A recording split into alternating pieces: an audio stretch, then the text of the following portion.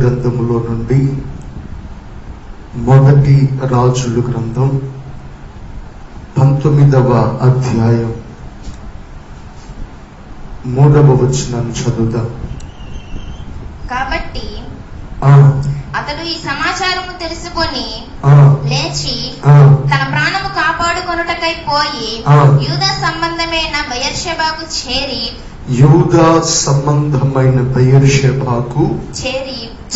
అచట ఉండుమని తన దాసునితో చెప్పి తాను ఒక దిన ప్రయాణము అరణ్యములోనికి పోయి ఒక బదరీ వృక్షము క్రింద కూర్చుండి మరణాపేక్ష గలవాడై, యెహోవా, నా పితరుల కంటే నేను ఎక్కువ వాడను కాను, ఇంత మట్టుకు చాలును, నా ప్రాణము తీసుకొనుము అని ప్రార్థన చేసెను. అలాగే 8వ వచనం, అతడు లేచి భోజనము చేసి ఆ భోజనపు బలము చేత 40 రాత్రింబగళ్ళు ప్రయాణము చేసి దేవుని పర్వతమని పేరు పెట్టబడిన హోరేబునకు వచ్చెను. దేవునికి స్తోత్రం కలుగును గాక. ప్రియులారా, మనం అనేక సందర్భాలలో ధ్యానం చేసిన కొన్ని మాటలు మరి ఒక మారు ఈ దినాన్ని మనం ధ్యానం చేద్దాం. దేవునికి మహిమ కలుగును గాక. ప్రియులారా, ప్రపంచమంతయు మరణ భయము చేత, మరణ అపేక్ష చేత, లేదా మరణిస్తామన్న భయము చేత ప్రజలందరూ గడగడలాడిపోతా ఉన్నారు, తల్లడిల్లిపోతా ఉన్నారు. నిజంగా ఒక విజయవంతమైన దైవజనుడు ఏలియా దైవజనుడు. పరిశుద్ధ గ్రంథంలో ప్రవక్తల గురించి చెప్పండి అని అంటే మొదటిగా మనకు జ్ఞాపకం వచ్చే పేరు ఏలియానే. ఎందుకనగా ఏలియా అనేకమైన అద్భుతమైన కార్యాలు చేశారు. రోషము కలిగిన ప్రవక్త, ధైర్యము కలిగిన ప్రవక్త. అతను అగ్ని ఆకాశము నుండి దిగిరమ్మని ఆజ్ఞాపిస్తే ఆకాశము నుండి అగ్ని దిగి వచ్చింది. వర్షమా కురవగా నిలిచి ఉండు, వర్షమా కురవవద్దు అనంటే వర్షం ఆగిపోయింది. మరలా తిరిగి వర్షం కురవాలని ప్రార్థన చేసినప్పుడు వర్షం కురిసింది. చనిపోయిన బిడ్డ తిరిగి బ్రతకాలి అని ప్రార్థన చేసినప్పుడు చనిపోయిన బిడ్డ తిరిగి బ్రతికాడు. నిజంగా ఏలియా జీవితంలో అనేకమైనటువంటి కార్యాలు ఏలియా ప్రవక్త ద్వారా ప్రభు జరిగించారు. దేవునికి స్తోత్రం. అయితే ఇటువంటి విజయవంతమైన ఏలియా జీవితంలో ఒక చేదైన సంఘటన లేదా ఒక బాధాకరమైన సంఘటన జరుగుతూ వచ్చింది. ఎందుకని అనంటే ఒక ఏలియా జీవితం అనే కాదు కానీ మనందరి జీవితాల్లో కూడా ఇటువంటి సంఘటనలు జరుగుతూ ఉంటాయి. చేదైన పరిస్థితులు, బాధాకరమైన పరిస్థితులు. ఎందుకనగా ఏలియా మన స్వభావమునకు అతీతుడేం కాదు. ఏలియా కూడా మన వంటి స్వభావము కలిగిన మనుష్యుడే. ఎటువంటి వాడు? మన వంటి స్వభావము కలిగిన మనుష్యుడే. నిజంగా ఒక విజయవంతమైన పరిచర్య తరువాత ఆకాశము నుండి అగ్ని దిగి వచ్చింది. 850 మంది ప్రవక్తలను సంహారం చేశాడు. 3.5 సంవత్సరాలు కురవని వర్షం, సమృద్ధిగా వర్షం కురిసింది. సంతోషించి ఆనందించాల్సిన సమయంలో రానైన యెజాబెలు ఏలియాకు ఒక వర్తమానం పంపింది.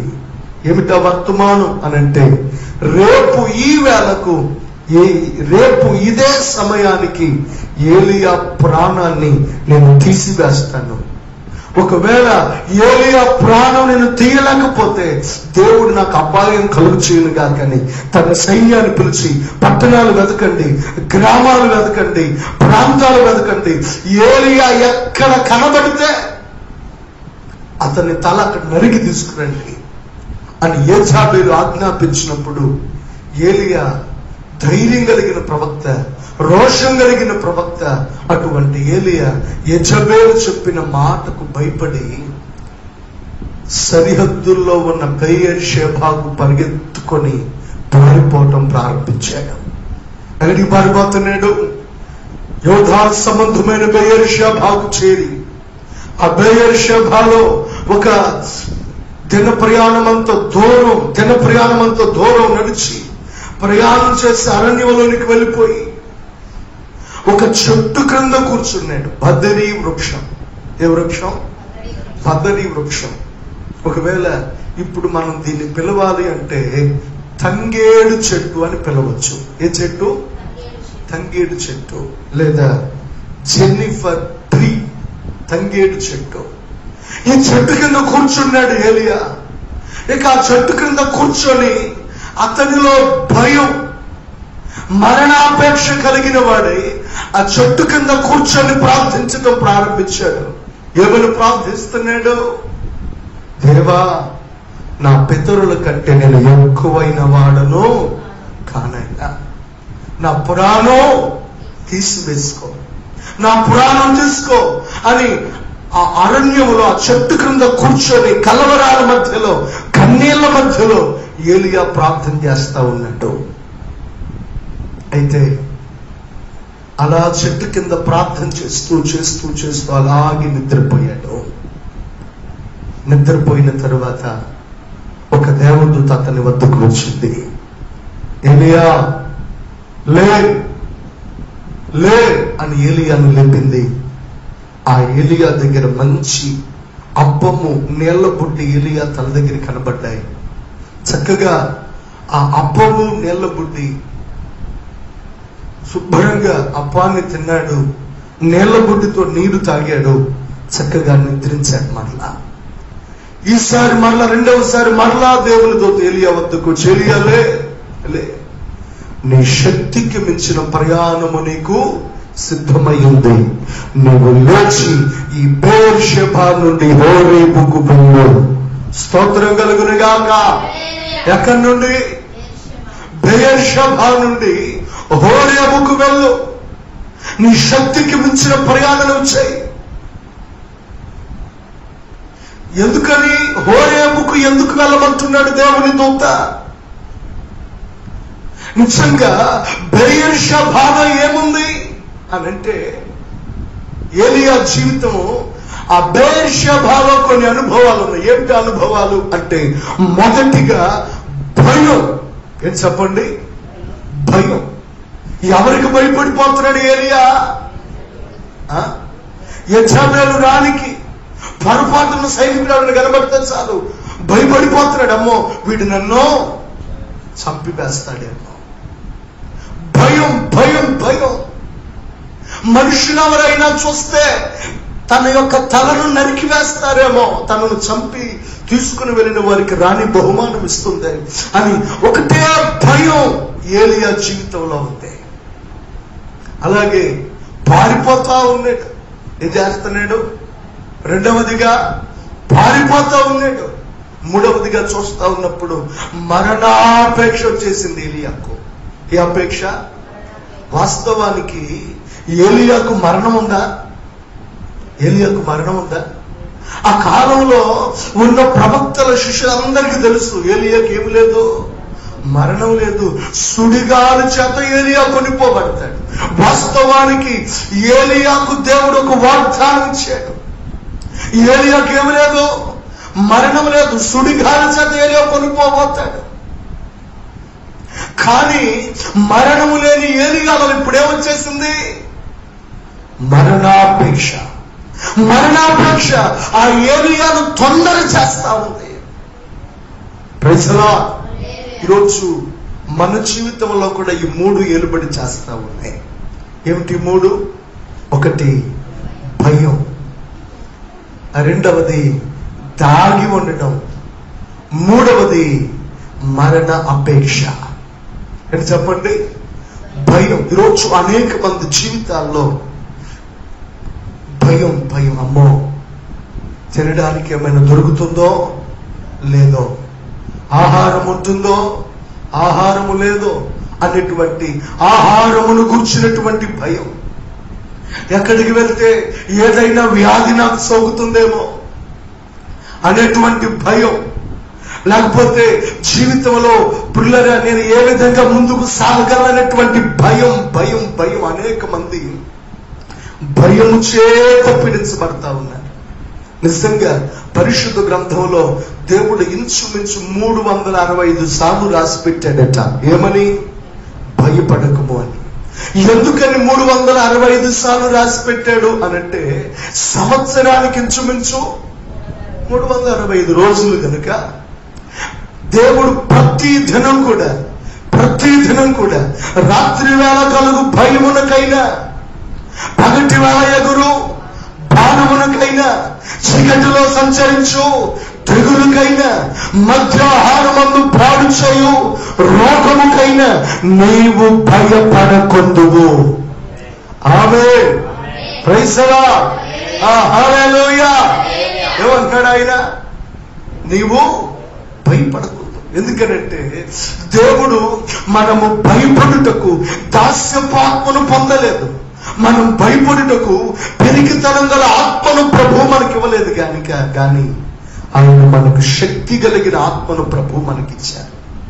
అందుకే ఇప్పుడు ఏలియా జీవితంలో ఏమెంటాడుతా ఉంది? భయం భయం భయం. ఈ భయంతో ఏలియా ఏం చేస్తున్నాడు? పారిపోతా ఉన్నాడండి. ఒక మాట మీద చెప్పనా, మరణము దగ్గర నుండి పారిపోవాలి అనంటే ఏ మనిషి కూడా పారిపోలేడు. స్తోత్ర. ఏంటట?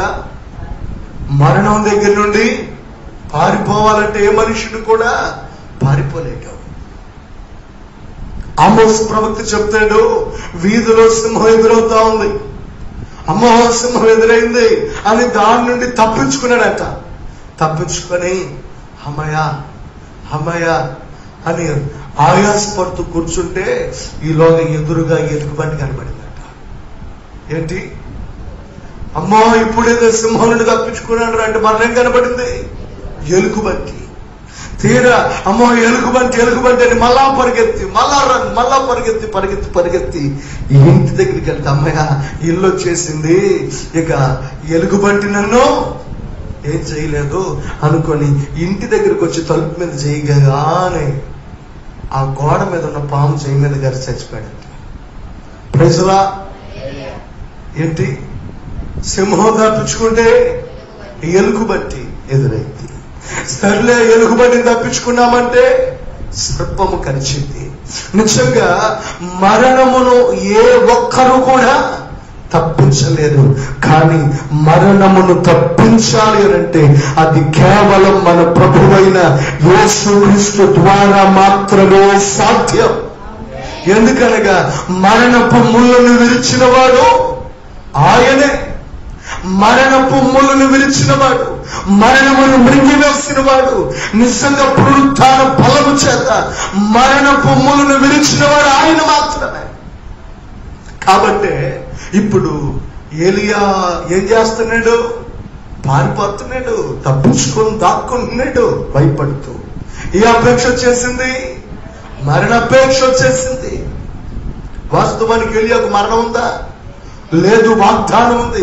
కానీ ఇప్పుడు ఏమొచ్చేసింది? అయ్యా ఇంత వడ్డుకు చాలయ్యా, ఇంతకాలం సేవ చేశాను చాలు, ఇంతకాలం సువార్త ప్రకటించాను చాలు, ఇంతకాలం సహాయం చేశాను, ఇంతకాలం కుటుంబానికి తోడుగా నిలబడ్డాను, ఇక చాలు, నా ప్రాణం తీసేసుకో ప్రభువా అని ఏలియా ఏం చేస్తున్నాడు?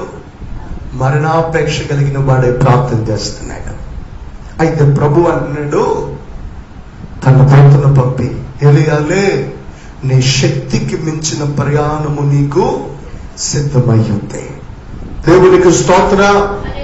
నిజంగా ఏలియా లేచి భోజనపు బలము చేత ఇక తన ప్రయాణం ప్రారంభించాడు. నిజంగా ఏ మనిషి కూడా చేయలేనటువంటి ప్రయాణం ఏలియా చేశాడు. బెయేర్షెబా నుండి హోరేబుకు నిజంగా ఏలియా నడిచింది ఇంచుమించు 10,014 కిలోమీటర్లు నడిచాడు. ఎంత? 14 కిలోమీటర్లు ఇంచుమించు. బేర్షెబా నుండి హోరేబుకి డిస్టెన్స్ ఎంత అంటే 10,014 కిలోమీటర్లు. నిజంగా 10,000 కిలోమీటర్లు ఒక మనిషి నడవాలి అని అంటే వాస్తవానికంట ఒక మనిషి ఒక రోజుకి ఎంత నడవగలరు? ఒక మనిషి 30 సంవత్సరాల వయసున్న ఒక ఆరోగ్యవంతమైన మనిషి ఒక రోజుకి 48 కిలోమీటర్లు నడవగలదట. ఎంత? ఎన్ని కిలోమీటర్లు? 48 కిలోమీటర్లు లేదా 50 కిలోమీటర్లు. లేకపోతే ఇంకొంచెం ఆ బలం శక్తి ఉన్నాడు అనుకోండి, ఒక 60-70 కిలోమీటర్లు. హల్లెలూయా. మనిషి యొక్క సామర్థ్యం. ఒకవేళ అంతకు మించి ఎక్కువ నడిచాడా నేను కళ్ళు తిరిగి కింద పడిపోవటమే, సామర్థ్యం అయిపోతుంది. ఒకవేళ ఏలియా నడిచినట్లుగా ఈ రోజుల్లో ఎవరైనా నడవాలనుకోండి, ఎంత? ఎన్ని కిలోమీటర్లు? 10,000 కిలోమీటర్లు ఎవరు నడవాలనుకోండి, ఇంచుమించు వారికి ఈ విధంగా రోజుకి ఒక 50 కిలోమీటర్ల చొప్పున లేదా 60 కిలోమీటర్ల చొప్పున వాళ్ళు నడిస్తే ఇంచుమించు 7 నెలలు నడవాలి. ఎన్ని నెలలు? 7 నెలల పాటు రోజు నడవాలి. కానీ 7 నెలలు నడవవలసింది ఈయన ఎన్ని నెలలు నడిచాడు? నెల 10 రోజులు. ఇంచుమించు ఎన్ని దినాలు? 40 దినాలు నడిచేశాడండి. దేవునికి స్తోత్రం. హల్లెలూయా. నిజంగా 10,000 కిలోమీటర్ల డిస్టెన్స్, ఇంచుమించు 7 నెలలు నడవవలసినటువంటి నడక ఈయన బలము చేత. ఒక మాట నేను చెప్పనా, ఇది ఏలియాకి ఏం కొత్త కాదు.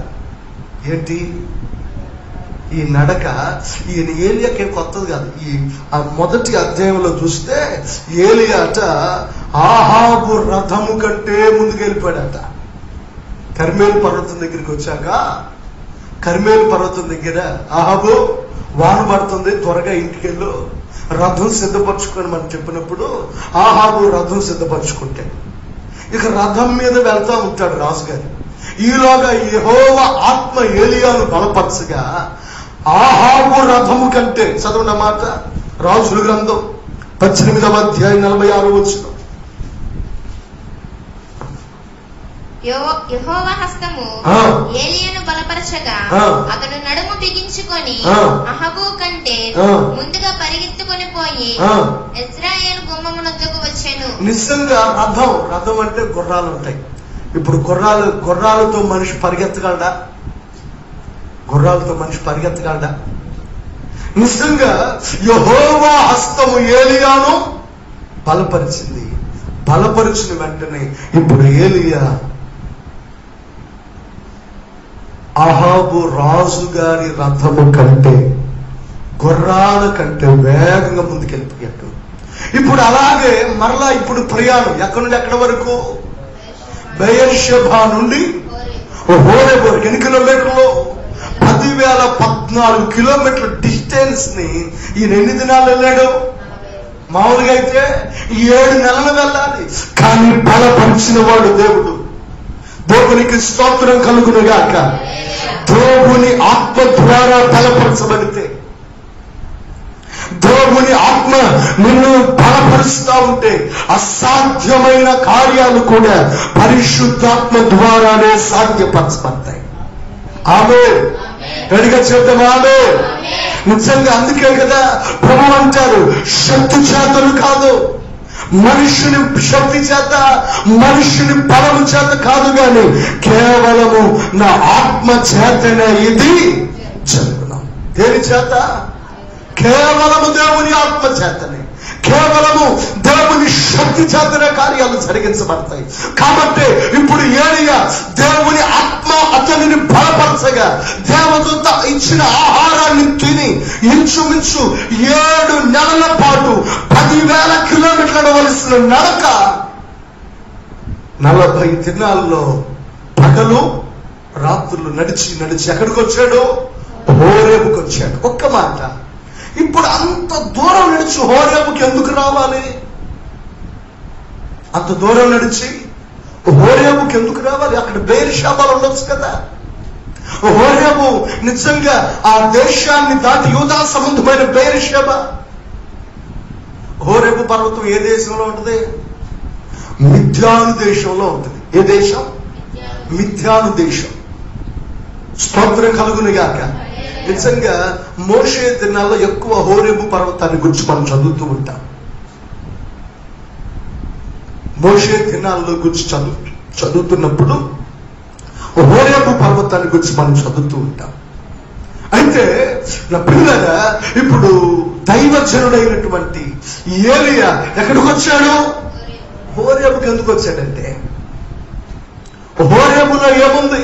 అంత దూరం ప్రయాణం చేసి హోరేబుకు వెళ్ళమని దేవుని ఆత్మ తను ఎందుకని బలపరిచింది?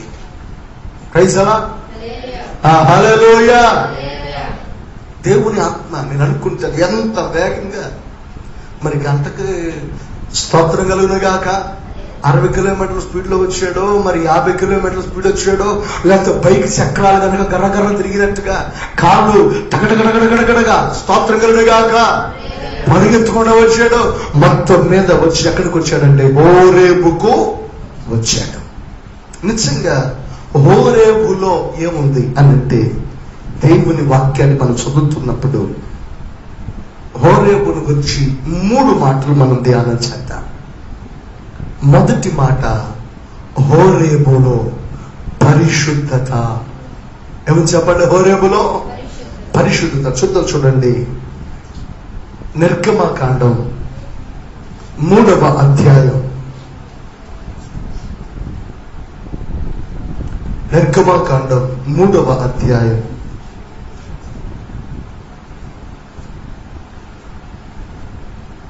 మొదటి వచనం. మోషే మిద్యాను యాజకుడైన యిత్రో అను తన మామ మందను మేపుచు ఆ మందను అరణ్యము అవతలకు తోలుకొని దేవుని పర్వతమైన హోరేబుకు వచ్చెను. దేవుని పర్వతమైన హోరేబునకు వచ్చెను. 5వ వచనం. అందుకాయన దగ్గరకు రావద్దు, నీ పాదముల నుండి నీ చెప్పులు విడువుము, నీవు నిలిచియున్న స్థలము పరిశుద్ధ ప్రదేశము అనెను. అలాగే 33వ అధ్యాయం నిర్గమకాండం 33వ అధ్యాయం 6వ వచనం. కాబట్టి ఇశ్రాయేలీయులు హోరేబు కొండ యొద్ద తమ ఆభరణములను తీసివేసిరి. స్తోత్రం. పిల్లగా ఈ సంగతులు మనం చదువుతున్నప్పుడు మోషేను ప్రభువు ఎక్కడ దర్శించారు? హోరేబు పర్వతం దగ్గర. ఆ మందను మెప్పుకుంటూ హోరేబు కొండ వద్దకు వచ్చాడు. ఈలోగా అగ్ని భగభగ దగదగ మండుతా ఉంది, కానీ పద మాత్రం కాలిపోవట్లేదు. ఏమిటా వింత అని ఆశ్చర్యపడి ఆ హోరేబు పర్వతం దగ్గరికి వచ్చాడు. దగ్గరికి రాగానే ఆ పొదలో నుండి ప్రభువు పిలుస్తున్నాడు, మోషే మోషే అని పిలిచాడు. ఇక వెంటనే భయపడి ఆశ్చర్యపడుతుండగా, నీవు నిలిచి ఉన్న స్థలము పరిశుద్ధ ప్రదేశం కనుక నీ పాదముల నుండి చెప్పులు తీసివేయి. వెంటనే దైవజనుడైన మోషే తన పాదముల నుండి చెప్పులు తీసివేశాడు. ఎక్కడ? హోరేబు పర్వతం దగ్గర. ఆ తదుపరి ఇశ్రాయేలు ప్రజల పాపాన్ని బట్టి, ప్రభువు నేను మీతో రాను, మీరు బంగారు దూడను చేసుకొని ఆ బంగారు దూడను పూజిస్తున్నారు, బంగారు దూడను ఆరాధిస్తున్నారు, ఆడుతూ గెంతులేస్తూ తాగుతూ పండుగ చేసుకుంటున్నారు, నా సన్నిధి నేను మీతో రానంతే. ఇశ్రాయేలు ప్రజలందరూ పశ్చాత్తాపడగా, మీరు మాతో రావాలి, అని వారు దుఃఖించుచు హోరేబు పర్వతం దగ్గర తమ ముక్కులకు, తమ చెవులకు, తమ చేతులకు, కాళ్లకు ఉన్న ఆభరణములన్నీ హోరేబు కొండ వద్ద తీసివేశారు. స్తోత్రం చెప్పండి గట్టిగా. అక్కడ 3వ అధ్యాయంలో ఏం చదివాం? ఏం తీసివేశారు? చెప్పులను తీసివేశారు మోషే. ఇక్కడ 33వ అధ్యాయంలో ఇశ్రాయేలు ప్రజలు ఏం తీశారు? ఆభరణాలు తీసివేశారు. అనగా నిజంగా ఒక మనిషి పరిశుద్ధపరచబడుటకు హోరేబు సాదృశ్యమైంది. నిజంగా నా ప్రియమైన దేవుని పిల్లరా, ఆనాడు దైవజనుడైన మోషే చెప్పులు తీసివేశాడు. చెప్పులంటే దేనికి సాదృశ్యం అంటే మనిషి యొక్క నడవడికకు సాదృశ్యం. ఈరోజు అనేకుల యొక్క నడక తన సొంత ఇష్టము చొప్పున, తన సొంత ఆలోచన చొప్పున, నా ఇష్టం వచ్చినది చేస్తా, నా ఇష్టం వచ్చినట్లుగా ప్రవర్తిస్తా అని దేవుని ఆజ్ఞల మార్గాన్ని పక్కకు తోసి, దేవుని మాటని పక్కకు తోసి తన సొంత ఇష్టాన్ని ఏర్పరచుకొని నడుస్తా ఉంటే ప్రభు అంటున్నాడు, నీ నడక మార్చబడాలి. హల్లెలూయా. ఏమై ఉండాలి? నడక మార్చబడాలి. నాకు ముక్కులు కావాలి, నాకు చెవులు కావాలి, నాకు చేతులకు కావాలి అని ఆభరణాలన్నీ అలంకరించుకుంటే ఇది దేనికి సాదృశ్యం అంటే దురాశకు సాదృశ్యం, లోక సంబంధమైన ఆశలకు సాదృశ్యం. దేనికి? లోక సంబంధమైన ఆశలు. ఇప్పుడు చెప్పులు తీసివేయబడాలి అంటే నడకేమవ్వాలి? పరిశుద్ధపరచబడాలి. అలాగే బంగారు ఆభరణములన్నీ తీసివేయబడాలి అని అంటే నిజంగా దురాశలు లేదా లోకాశలన్నీ తీసివేయబడాలి. నిజంగా హోరేబు అనగా పరిశుద్ధపరచబడేటువంటి స్థలం, పరిశుద్ధతను. ఈ రోజున దేవుడు ఏలియాతో చెప్తున్నాడు, ఏలియా నువ్వు హోరేబుకు వెళ్ళు. ఈరోజు మనతో కూడా ప్రభు మాట్లాడుతున్న మాట, నా కుమారుడా, నా కుమార్తె, ఎంతకాలం ఈ భయవిషభాలో ఉంటావు? భయం చేత, దాముకొనుచు, మరణాపేక్ష చేత, కలవరాల మధ్యలో, కన్యల మధ్యలో అంతగా కుమిలిపోతా ఉంటావు. నువ్వు హోరేబుకు వెళ్ళు. ఎందుకు ప్రభువా అంటే నిన్ను నువ్వు పరిశుద్ధపరచుకోవడానికి. దేవునికి స్తోత్రం కలుగునుగాక. నిజంగా మనిషిలో పరిశుద్ధత ఎప్పుడైతే కలుగుతుందో పరిశుద్ధతను బట్టి ధైర్యం కలుగుతుంది. పరిశుద్ధత ద్వారా ఏమొస్తుంది చెప్పండి? పాపాత్ముడు, పాపం చేసేవాడు ఎప్పుడు ఏం చేస్తుంటాడు? భయపడుతూ ఉంటాడు. అమ్మో నేను చేసిన పాపం నా మీదకు వస్తుందేమని ఎప్పుడు కలవరపడుతూ భయపడుతూ ఉంటాడు. కానీ పరిశుద్ధత ఎప్పుడైతే మనుషుని జీవితంలోనికి వస్తుందో ఆ పరిశుద్ధత దేవుని మీద విశ్వాసాన్ని తీసుకుని వస్తుంది, దేవుని మీద నమ్మకాన్ని తీసుకుని వస్తుంది, తనలో ధైర్యాన్ని తీసుకుని వస్తుంది. అందుకే ఇప్పుడు మనకేం కావాలి? పరిశుద్ధత కావాలి. పరిశుద్ధపరచుకోవడానికి నిన్ను నువ్వు అప్పగించుకోవాలి. నీ పాదాలకు ఉన్నటువంటి చెప్పులు తీసివేయవలసిన సమయం, నీలో ఉన్న శరీర సంబంధమైన ఆశలు, ఆభరణములనే ఆశలను తీసివేసుకోవలసిన సమయం ఇది. నిన్ను నీవు పరిశుద్ధపరచుకోవలసిన సమయం. దేవునికి మహిమ కలుగునుగాక. అయితే పరిశుద్ధతకు అప్పగించుకుంటున్నామా? పరిశుద్ధత కావాలని పరిశుద్ధత కొరకు ప్రయాసపడుతున్నామా? నిజంగా మళ్ళీ మనం శుద్ధీకరించుకోవాలి.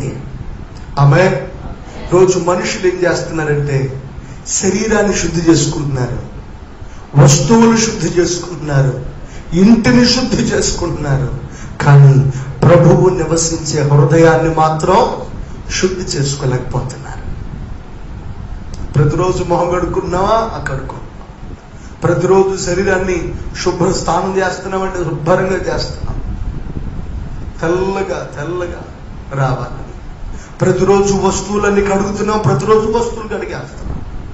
ప్రతిరోజు ఇల్లు ఉడుస్తున్నామా? ప్రతిరోజు ఇల్లు ఉడుస్తున్నాం.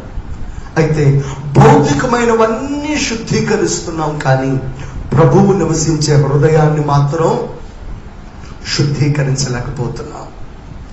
అయితే ప్రభువు ఏం కోరుతున్నాడు? ఆయన పరిశుద్ధతను కోరుతున్నాడు. అందుకే ఇప్పుడు హోరేబు వద్ద ప్రజలు ఏమవుతున్నారు?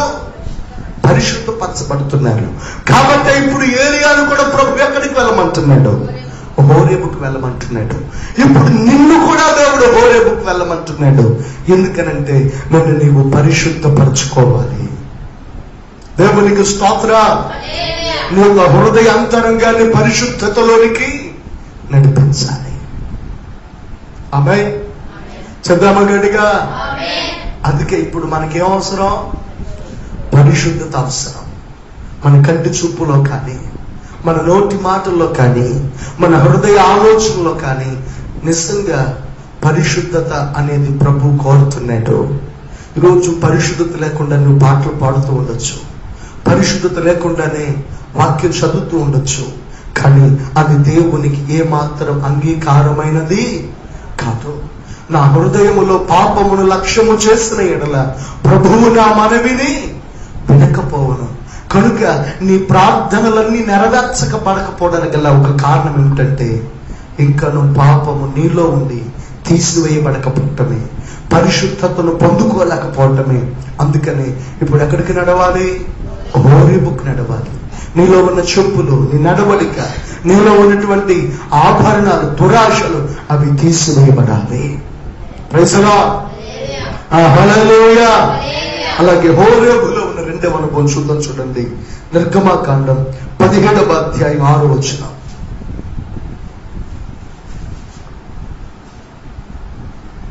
నిర్గమకాండం 17:6. ఇదిగో అక్కడ హోరేబులోని బండ మీద నేను నీకు ఎదురుగా నిలిచెదను. నీవు ఆ బండను కొట్టగా ప్రజలు త్రాగుటకు దానిలో నుండి నీళ్లు బయలుదేరునని మోషేతో సెలవీయగా మోషే ఇశ్రాయేలీయుల పెద్దల కన్నుల ఎదుట అట్లు చేసెను. దేవునికి స్తోత్రం కలుగును గాక. మొదటిసారి హోరేబులో ఏం జరిగింది? పరిశుద్ధపరచబడ్డారు. రెండవసారి ఇప్పుడు ఇశ్రాయేలు ప్రజలకు ఏమి లేదు? నీరు లేదు. నీరు లేని పరిస్థితి ఏర్పడింది. నీరు చేదైపోయిన పరిస్థితి ఏర్పడింది. ఎడారి, ఎక్కడా నీరు దొరకట్లే. ప్రభు అంటారు, నీ ప్రజలను తీసుకుని హోరేబు వద్దకు రా. హోరేబులో ఉన్న ఆ బండను కొట్టు. ఆ బండలోనే వస్తుందంటే జీవజలం. నిజంగా ఆ బండలో నుండి ఎంత ప్రవాహం వచ్చిందో. ఆమె అక్కడ ప్రజలు ఎంతమంది ఉన్నారు తెలుసు? ఇశ్రాయేలు ప్రజలు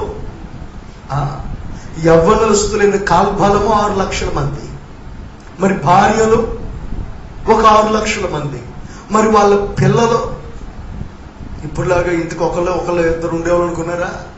ఆ రోజుల్లో ఎంతమంది? దరిదాపు కనీసం 5, 4, 3 ఉండేవారు. పిల్లలు, ముసలి వాళ్ళు, తల్లులు, ముసలి తల్లులు, తండ్రులు, ఇంచుమించు 30 లక్షల మందికి సరిపడా నీరు ఎక్కడి నుండి వచ్చింది?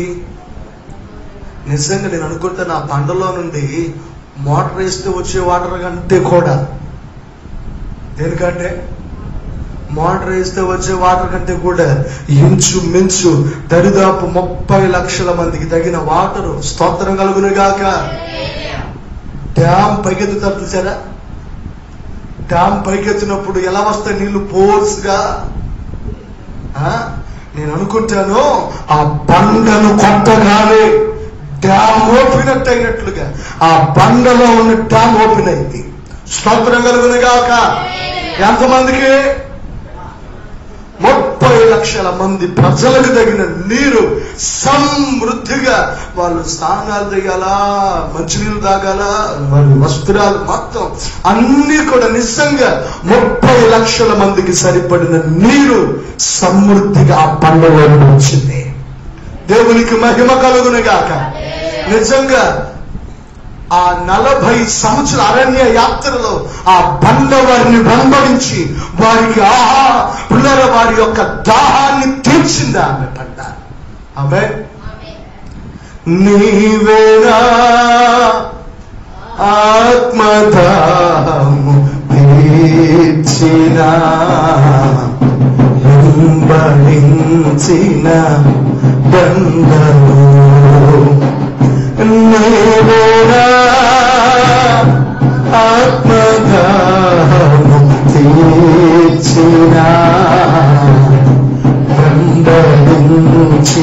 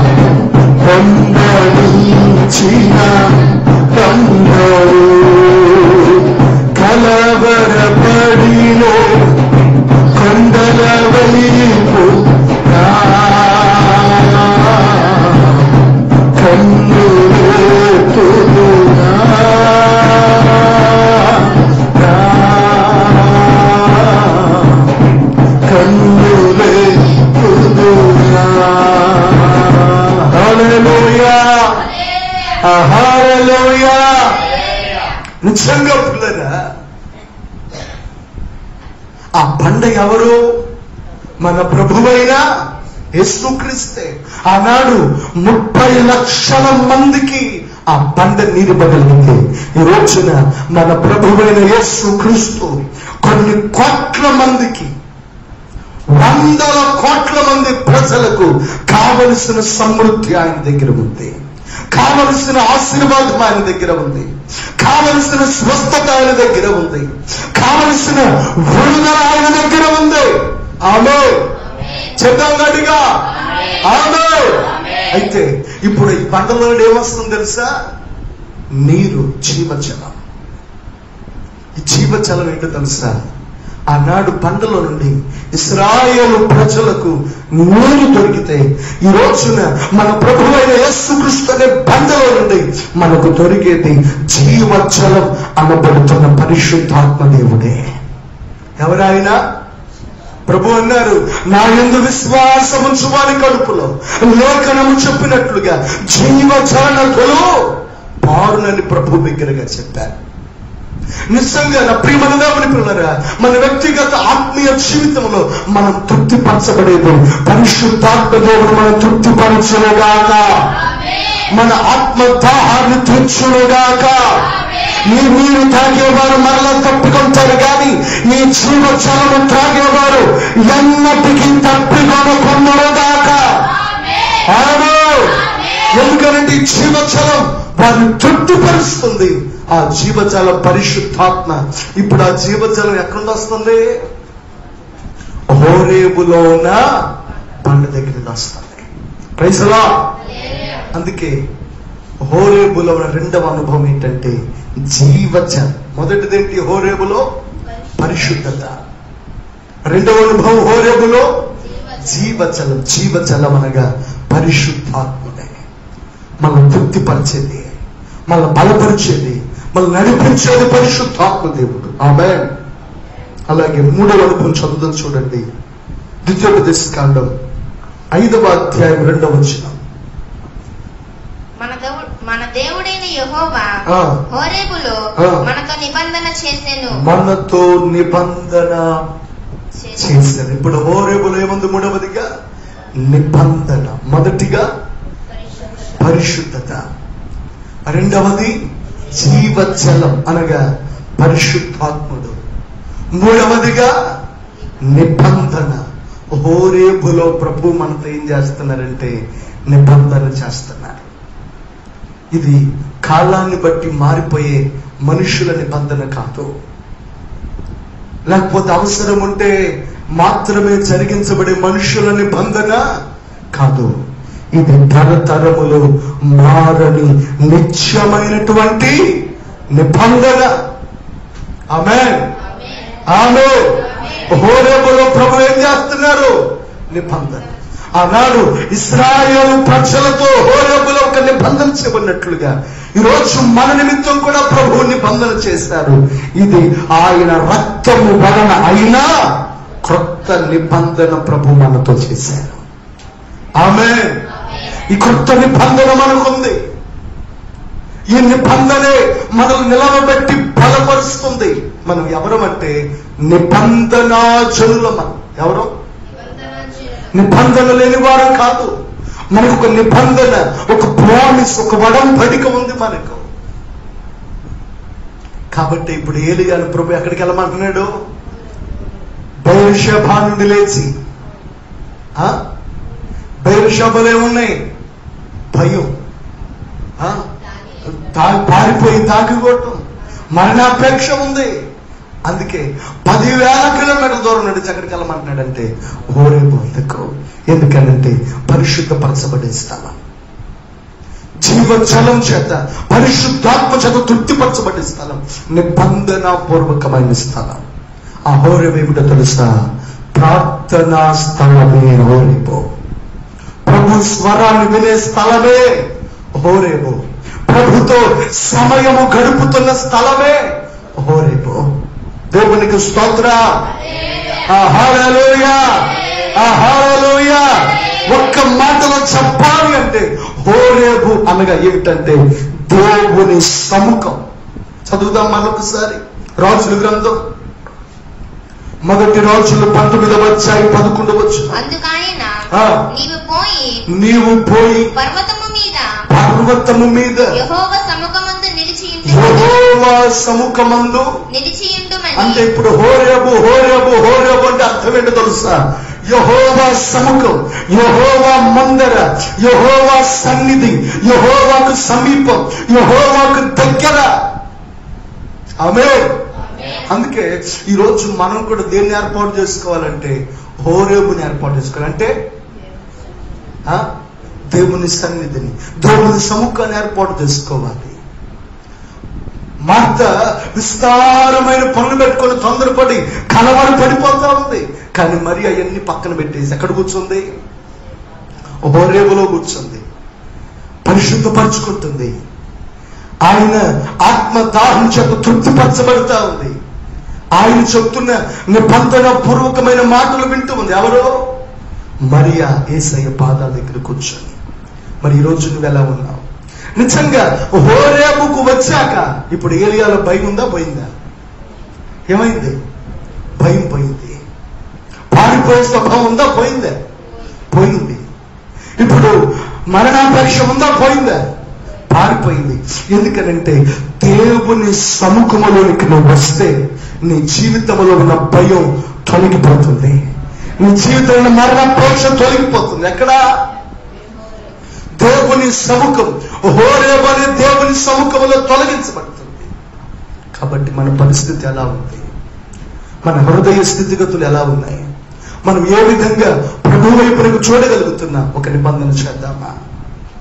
నిజంగా ఏలియాలో ఉన్న భయం పోయింది. మెల్లని స్వరముతో ప్రభు ఏలియాతో మాట్లాడాడు.